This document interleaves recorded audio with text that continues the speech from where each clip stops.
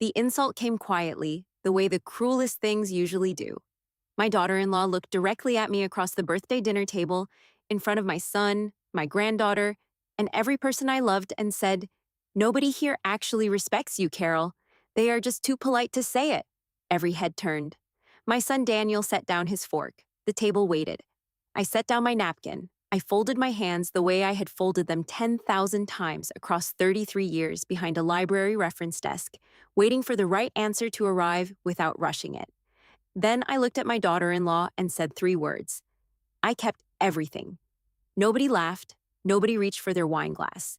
Because the people who loved me understood exactly what those three words meant, and the person who had spent 4 years trying to rewrite who I was inside this family was about to find out. My name is Carol Whitman. I am 67 years old. I spent 33 years as a head librarian in the same public library where my own children once checked out picture books with sticky fingers and returned them 2 weeks late. People imagine librarians as quiet women who shush people and stamp due dates.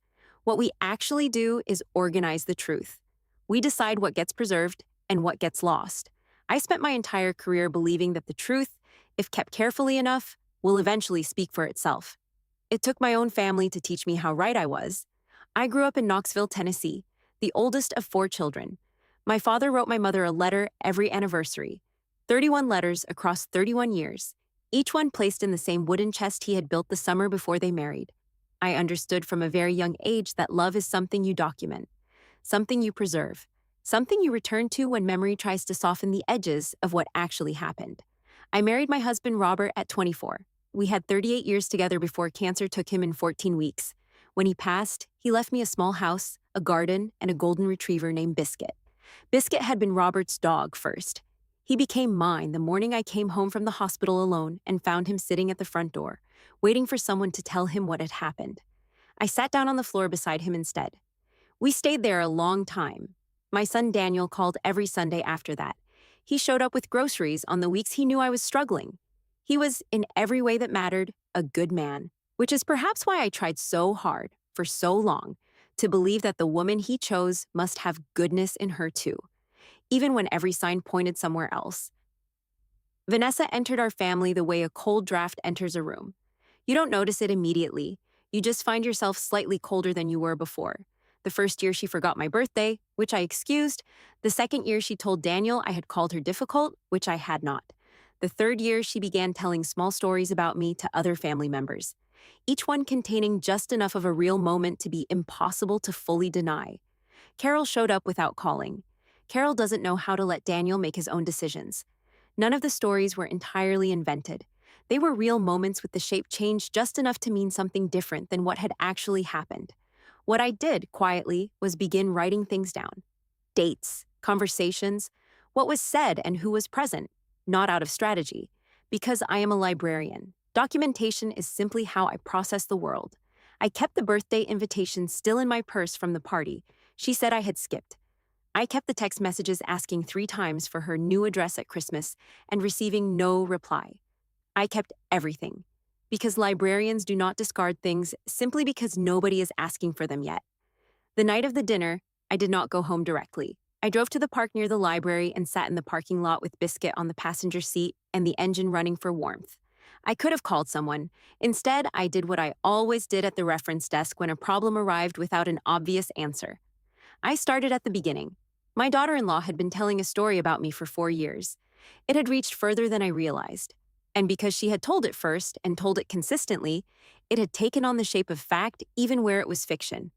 Biscuit rested his chin on my knee the way he always did when grief arrived without warning. I scratched behind his ears. Well, the owner, a woman named June who had been bringing her daughter to our reading programs for 11 years, unlocked the door and stopped when she saw me. She looked at me for only a moment. Then she said, "Come in, and I will make the coffee before we open." She brought 2 cups without being asked. She didn't ask what had happened. She didn't offer advice. She simply stayed. Before I left, she said, "Carol, I have watched you hand the right book to the right person at the right moment for 11 years.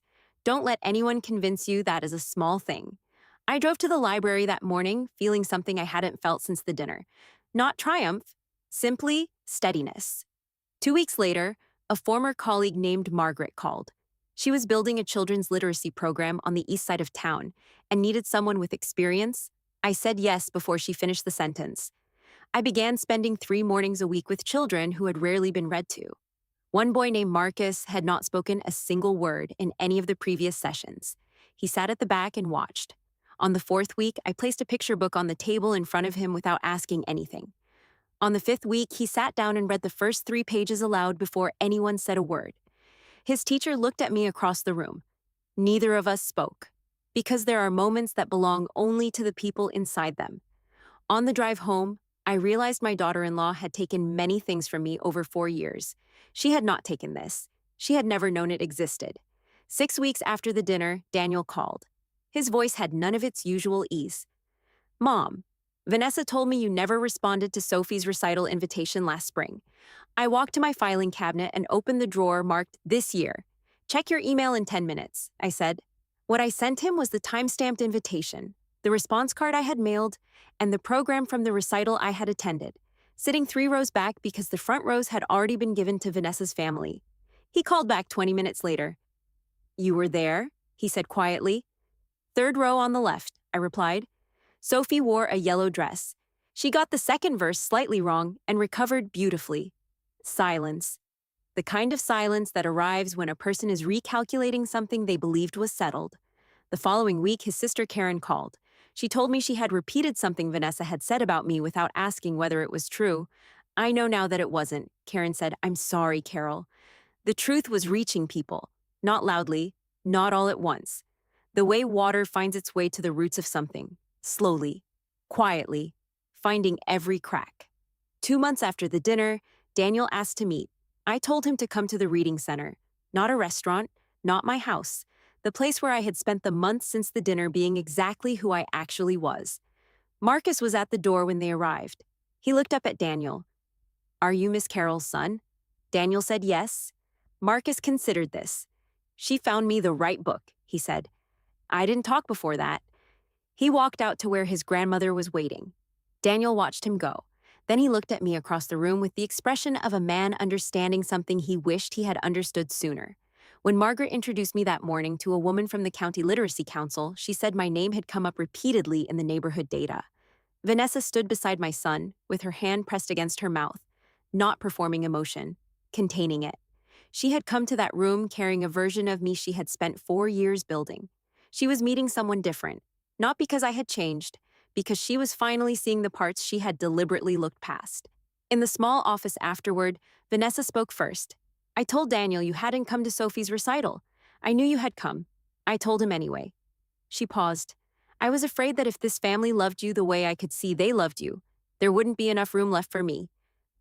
I looked at my son. He was looking at the floor. I am going to need time, I said. That is the honest answer, but I am not interested in keeping score.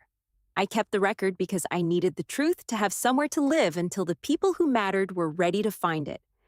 Daniel looked up. That sounds like something Dad would have said. Your father, I told him, taught me that you keep things not to prove a point, but because the truth deserves a place to exist until someone is ready to look for it. He reached across and covered my hand with his. I should have asked you, Mom, before I believed anything. You should have, I said. I took that as the kind of approval that doesn't require translation. People sometimes ask whether those 3 words were a threat. I tell them no. What those 3 words meant was simply this. I had been paying attention the entire time. I had kept the record of who I actually was, not as a weapon, as a foundation. Something we could all stand on together once everyone was finally ready.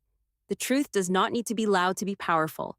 It only needs to be kept carefully enough to still be there when the right person is ready to find it. If you have ever been the person someone else was quietly rewriting, I hope you know this. Your record exists, and it will speak for itself. When the time comes, it always